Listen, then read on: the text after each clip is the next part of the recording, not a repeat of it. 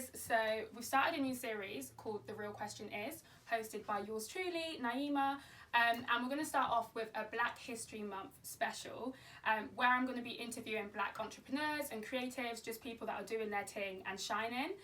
So first of all, for the first episode, we have Jajii, who is a musician, producer and entrepreneur. So first of all, thank you so much for willing to be interviewed by me. You're welcome. So how long have we known each other now? Like what? I feel like a decade. Yeah, a decade. So yeah, this is going to be just like a nice, comfortable conversation. But obviously, I just mentioned you're a musician, a producer, an entrepreneur. Do you feel like you have one that is your number one thing? That if you had to drop the other two, you would just focus on one, or do you think it's a hard decision? Hard decision, especially between musician and producer. Yeah. I think musician and producer just go hand in hand. And the reason why I'm a really good producer is because I'm a musician as well. Yeah. And the reason I'm a really good musician as well is because I'm a producer, and so it's kind of like that twins on it, you know what I'm saying? You can't let go. You can't, yeah. But that's really interesting because obviously there are so many people who are like musicians only and not necessarily producers, but for you, you're like intertwined. Yeah. Someone said that you're like Redding's answer to Timberland or something like that. That's what I heard. Humble, man. I don't think I'm there. There's a long way to go still. Speaking of that though, like who do you feel like has inspired you on your journey when it comes to like being a musician and a producer? A lot of people, a lot. The list is endless, but two main people ever since I was young. Pharrell and Kanye West. Yeah. Both okay. Of them, yeah. As a producer, they really inspired me on what they've done in the music industry, and the way that they just like turned around the especially the rap industry. Yeah, and they involve a lot of music and melodic stuff. It's musical to a level, because I'm a musician at first, and I just love music. I just love chords, I love melodies and that, and yeah, they incorporate a lot of melodies in their stuff. So okay, no, that makes sense as well. Definitely with Pharrell, like he's I feel like people don't realise his influence is like there's so much that you'll look into it and you're like produced by Pharrell. Yeah. Or like, do you know what I mean? So that no, definitely. Yeah. That's really cool. So when did your music journey start, would you say? Music journey origin do you know what? It's always been in me, but I think it really came out when I first came to UK when I was 14 in 2002 or 8. So I came to UK. I didn't have any friends in that, and one of my best friends, the master, travelled out, moved from Reading, and they left a lot of their stuff on our backyard. I think I came back a few months later, and one of the stuff they left was a keyboard. So every day after school, I used to come in and just learn a lot of R&B songs on the keyboard. Yeah. So you taught yourself? Yeah, kind of self-taught from YouTube. Yeah. All the Akon, Chris Brown songs, Neo, and all of that. Yeah. Do you want to give us a little bit of vocals now? Nah. No, I'm joking. Not now, boy. No, definitely. Oh, that's really cool. So you always had that in you then? It wasn't like, you saw something or whatever, you just saw a keyboard and you were like, I'm going to give this a go? No, obviously because my dad's a pastor, so obviously in Kenya as well, going way back when the master bought the first PA system for the church, which is like the music instruments and all of that. And we used to keep all the equipment in our house. Yeah. And I just used to mess around with the keyboard. I never knew what I was doing. I was just making up stuff literally, and I picked up things here and there as well. And then in my family, I actually have someone by the name called Weenie. She actually owns 3 private music. She owns the biggest music institution in Kenya. So yeah, it kind of runs in the blood, I guess. And it's funny because my mum actually bought her first keyboard as well. So oh wow. Yeah, so it kind of goes hand in hand. So she's always been an inspiration to me as well in a way. So yeah, that's beautiful. Yeah. So fast forward now then to here, we're in your studio, which is amazing, by the way. Thank you. And kind of like, how have you got to this journey now, to having your own space, to producing? I know that you produce music for lots of people locally and then beyond that. Yeah. What was the journey to that? Boy, it's a lot of hard work, sweat and tears, isn't it? Yeah. It's, do you know what, yeah? Ever since 2017, I was working in a care home. I was actually a carer for about 1 year or something. Yeah. And in my head, it's like, I don't need to be here. I need to be in the city. I need to be making music. And it's humble beginnings. So when you're doing them jobs and that, they kind of motivate you to kind of work harder towards your dream, towards what you really want to do. And then from 2017 into 2018, I actually quit my job, and then I went on holiday to Kenya for 2 weeks. Okay. And then I came back, and I started working off at one of my friend's studio in Whitley, and I just started building. So it's just a lot of consistency, a lot of building, a lot of networking as well, and as well you gotta get better. You gotta be improving from, let's say, client to client, from product to product, from every piece of music that gets released. The next one has to sound better. So it's just a lot of just hard work and consistency, really. And you gotta work smart as well, innit? Because nowadays you can just work hard, but if you work smart, you get there quicker, innit? So definitely. A lot of networking and that, and I would say as well, I give glory to God, innit? Because when I was running my studio, when I first opened my studio, my first studio in Reading, around Oxford Road, we used to have this kind of like night prayers in my house, and my mum would be like, what's your prayer request? And I would be like, do you know what? I just want more clients. And I started paying my tithes as well, and then it's like a miracle. It's like you start paying your tithes, and then boom, everything just starts multiplying. It starts coming together. As well. You work hard as well, but when you pray as well, it kind of seals it, and then because obviously you mentioned that you quit your job in 2017 or 2018. 2018. Yeah. So I would imagine whenever, like, for anyone that I speak to who's, you know, they've got the hustle that's their dream, and then they've got kind of, I guess, like the 9 to 5 that's, you know, paying the bills, putting the food on the table. How much do you feel like your faith was a part of you making that decision to like jump into the dream and leave the sort of like, I guess, 9 to 5 behind? Well, it had a lot to do with faith, because bear in mind, when you're running a business, when you're getting paid but not on a salary, you don't know if you're gonna get paid tomorrow. You don't know how much you're gonna get. So, and there's ups and downs as well. So, but I was smart about it as well. I had faith 100%. So obviously, I knew God would always provide a place for me anyway, and all of that, a job for me, money, and all of that. But before I quit my job, I had savings as well. So I saved that. I saved that to a certain level. It wasn't like a complete. I'm not gonna quit my job and then boom, I haven't got money yet. So I did save to a level, but when I came back as well, it wasn't like a ride in the park. It wasn't like just like came back and everything was sweet. It was a bit of a struggle at the start, and so I was earning peanuts. I was earning proper small money. And it's not even about the money, to be honest. To say you got to enjoy what you do in it, but I was enjoying what I did. I was managing myself with the small money that I had, you know. And and time by time the blessings just kept on getting bigger. It's amazing.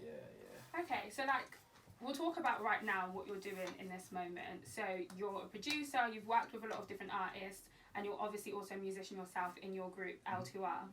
What does that stand for, by the way? L2R, take a guess on it. When I looked at it, I was like, left to right?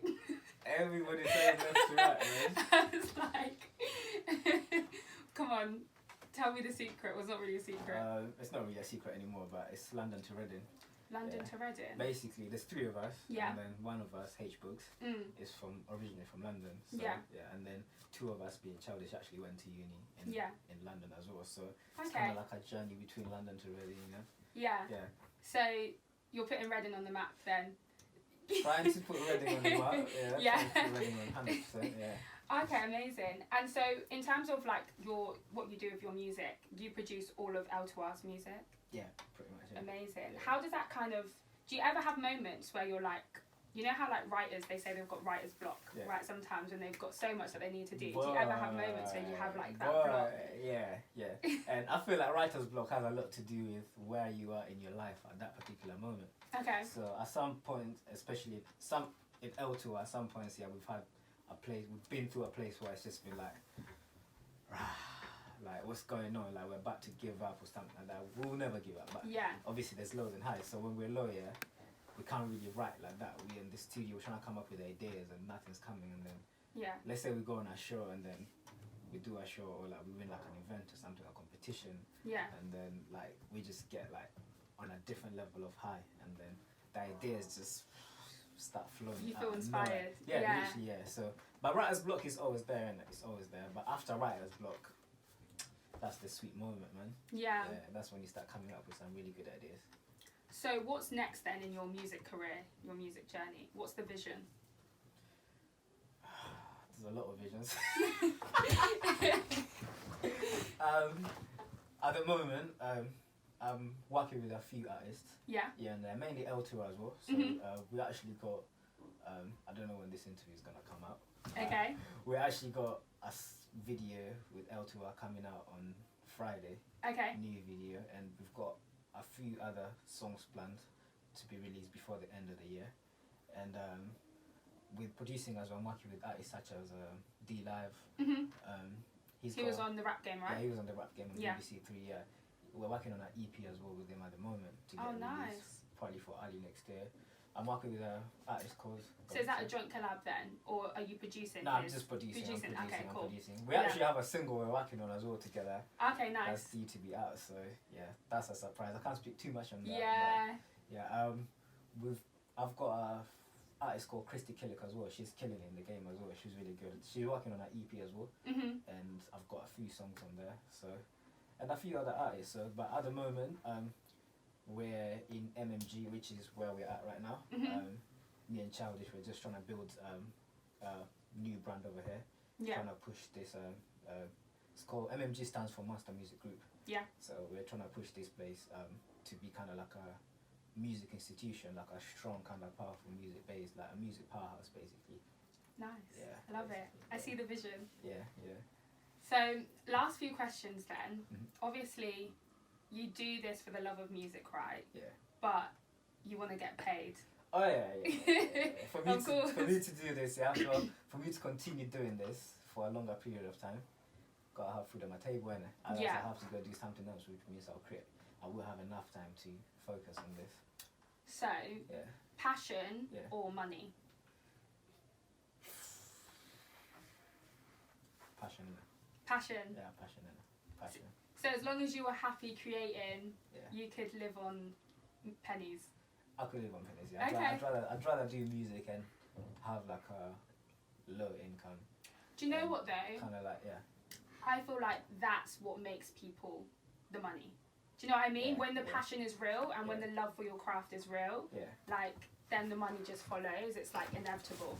I've worked with about, off the top of my head, probably just under or just over 200 artists, give or take 10 or 20. Yeah. And I've seen artists come up very, very excited for their first release. Yeah. And they're like, I'm gonna kill in this music scene. I'm gonna make it.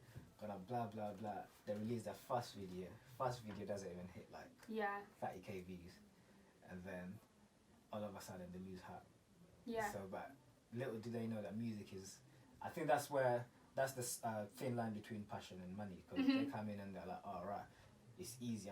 They see all these artists on GRM Daily who go viral and make money. They're like, oh, I can do that. And then as soon as they realize it's a long game and it's like a 5-year game or 6-year game or even up to 10 years, they're like, they lose a bit of focus, and then they kind of give up and that's it, you know. So. But I think that's a really good point though, because I think people see, like you said, people on GRM Daily and stuff like that, but they don't see the work behind. Do you know what I mean? There's a lot of work behind. So and more time, a lot of artists who go viral just like that within like 6 months of doing music. By tomorrow, the world will forget about them, and then it's like it's just a one-hit wonder, you know. So, but if you're like Kanye West, for example, who's a big inspiration of mine, I've pretty much done a course on Kanye West. Okay. Yeah, so like Kanye West, for example, started in producing in about 97 or 98, and he was still rapping then. And then his actually first debut single, which is Through the Wire, came out in 2004 as a rapper. So you can see he was trying to get signed from 99 or 2000. By 2000, he already had plaques. He'd already produced like platinum albums.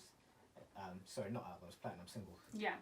And he was already successful as a producer, but he was trying to put himself on the map as a rapper, and there was just so much consistency, and he was proper pressing on it. He got turned down so many times, you know. So, but what I'm just saying is, it's all about consistency really, and the passion. So, and nothing beats passion. Once you have the passion, everything else will follow. But well, you have to have the passion first. Yeah. I think, like you said, the two combined, because you need to have that consistency, and obviously that passion drives you to keep going. Exactly. Definitely. Exactly. Like for you, have you ever had moments? Obviously, you talk about those artists. You've worked with over 200 artists, and sometimes they've got all this excitement and passion.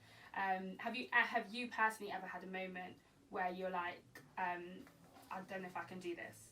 Like it's just like one knockdown after the other, and you're like, damn.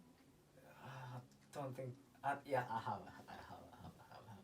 back in but this wasn't because of this was before I proper gave music a good shot, I think. Okay. Back in I don't know if you remember, back in 2016, I think, I was working for this company called Carby. We were selling at these really expensive hoovers. Yeah. And then it was commission based, and I was making, that's when I started seeing like really good money. And I was like, right, do you know what? Maybe this music thing ain't for me. Maybe I should be on this side making this amount of money. Be a salesman. Yeah, but I'm telling you, I think personally, when God has a plan for you, it's like you can't really go against it. So like that business was going really well. I was the number one salesman in UK and Ireland, and then I went to Kenya for a 30-day holiday, came back, and I just couldn't sell anymore. I just couldn't do the job. I wasn't selling. I wasn't getting paid, and then I had to quit. And then, boom. Yeah, I think that was the moment. During that time, I almost made up my mind to fully stop doing music. I was obviously gonna be doing music, but not as a business, career. not as a serious, not as a career thing. Yeah. I was just gonna be just like a hobby, basically, a few hours a day. Yeah, but boy, things turned around quick. I'm glad things went that way anyway. So what was the catalyst for you then to be like, I'm all in, like I'm doing music, nothing else is gonna distract me? I'll explain the process on it. Basically, I quit my job. I was broke for 3 months. 3 months I was broke at home, and I was staying at home. This time I was staying with my mum. She was shouting at me for not working, staying at home all day and stuff like that. Yeah. I used to actually go to Childish's house pretty much about every other day. Yeah. To produce, because he had like a little setup in his room. So yeah, I remember one time we actually went to this restaurant and I didn't have money, and my boy Childish offered to pay for me. It was in Oxford Road by opposite Penta Hotel. I was like, yeah, I gotta change my life, man. Then I started working as a carer. Yeah. And when I started working as a carer, trust me, them jobs, they are 12-hour shifts, Yeah. Your back is killing you, your legs are killing you. These times I was like, nah, I gotta be doing music, man. Yeah, I felt that, your emphasis in back, like your back is killing you. I felt the pain in your voice. It is a lot of work. And then, bear in mind, when you're there as well, everyone's just kind of like angry as well. So it's like, it's not good vibes, you know what I mean? It's not good vibes at all. So I was like, nah, I need to get out here. I need to be doing music. Every chance I got out of that place, sometimes I used to cut out shifts. I used to call in sick to go studio. Yeah. Yeah, so when I was there, I started working on building my studio brand, where I was working at one of my friends' houses, running a music studio there, and I used to give him a small cut of what I get. Literally, I would finish work around 8. I would leave work at 8, which is about 8 p.m. And the studio was about maybe 3 miles from where I lived. Yeah. Used to go change and run all the way to the studio, man, and then boom, do a 2-3 hour session, and then come back home. And then on Saturdays I would do sessions the whole day, and then pretty much. It's inspiring already, like just listening to your journey and how much you've like fought to get here. And then obviously being in this space now is really sick. We thank God. I wanted to just like touch on, because I know, speaking to obviously I've got African background as well. You're from Kenya, my family's from Nigeria and Somalia, and I know from all my friends and just speaking to African people in general, a lot of the time African parents are not very supportive of our creative journeys. And I know you mentioned your mum was like on your back at that point when you'd made the decision to quit your job. What was it like? What are they like now? Versus like back then? They're happy. I get phone calls every day. Like, David, my son, how you doing? We love you and all of that. You've become the golden child. Yeah, could you send some money?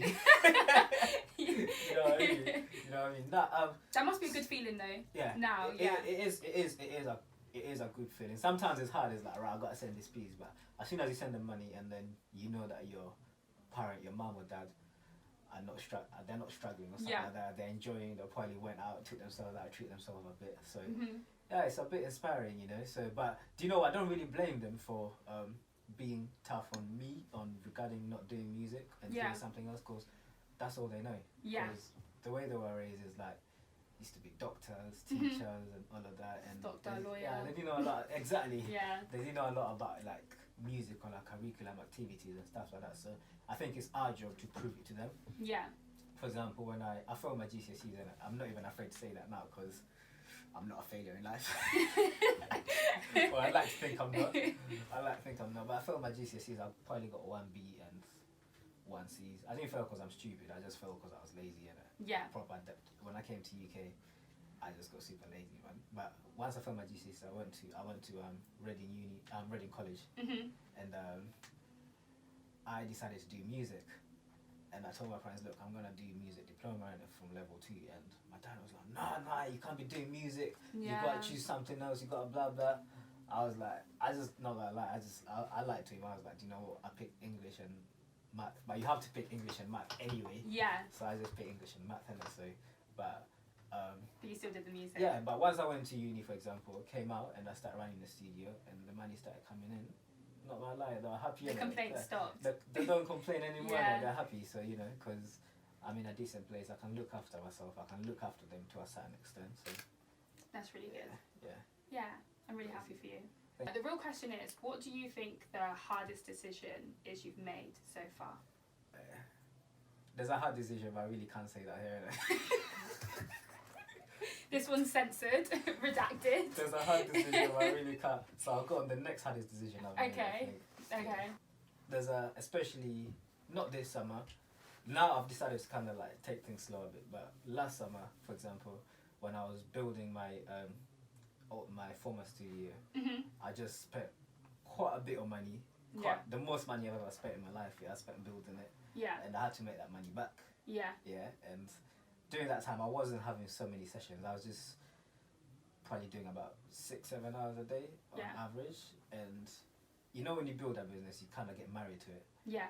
And a lot of my friends were going. I remember there's a guy called Robo who takes out photos, and I think the guys were going out to Bracknell for bowling for his birthday. And I was just like, yeah, I can't make that one.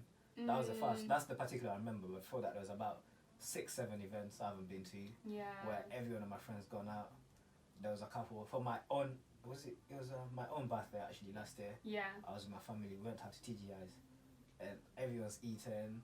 You know when everyone's eating and you're just like relaxed. The itis kicks in. Yeah. You just wanna like talk, go for a walk or something. I had to leave early to go to studio. My own birthday, I had to leave early to go to studio to do a session. Yeah. Yeah. So I think them decisions are really, really hard to kind of just like forget the world for a minute. Yeah. And just focus on yourself. Yeah, definitely. Yeah. Especially when it comes to family and close ones as well, and they're having so much fun, and you're looking at the snaps and the Insta, and you're just like, oh mate, that sucks. But yeah, and you're missing out on like making those memories as well. Yeah. But it will be worth it. It is definitely worth it because you're building into something that's gonna look after you and them as well. Yeah. Yeah. So. And when you really go clear, maybe we'll get the real answer to the real question. Maybe you'll write like a life biography. So hopefully one day a Hollywood movie comes soon to a town near you, know what I'm saying? And then we'll get the answer to the real question that you didn't want to tell us. Yeah, I really can't maybe like 20 years. Yeah. Before we finish, where can people hit you up? Where can they find you? You can find the studio on Insta at Monster Music Group _. For my own music, you can find us on L2R Official on all streaming platforms, and for my own personal, Jajii L2R _. Amazing. Thank you so much for doing this interview. And I'm excited just to see you growing, getting bigger and better, taking over the world. Cinco. Awesome. Thanks. Hey Mona Lisa. Oh my gosh, you're such a diva. I go crazy if I don't see it. Think I found myself a cheerleader. Hey Mona Lisa. You've just dropped your video letting everyone know that we are back and better. Tell me about that journey from being planted to now plant made. The journey was very dramatic. I just wanna spend some time with you. Won't you please spare me some time? You got it. Do you want it? Cause you got it. Yeah. Tell me, do you want it? Do ya? That ain't a bad one, something like Lisa. Every time I step out, they know she's a keeper. I don't want Keisha, but I want Reefer.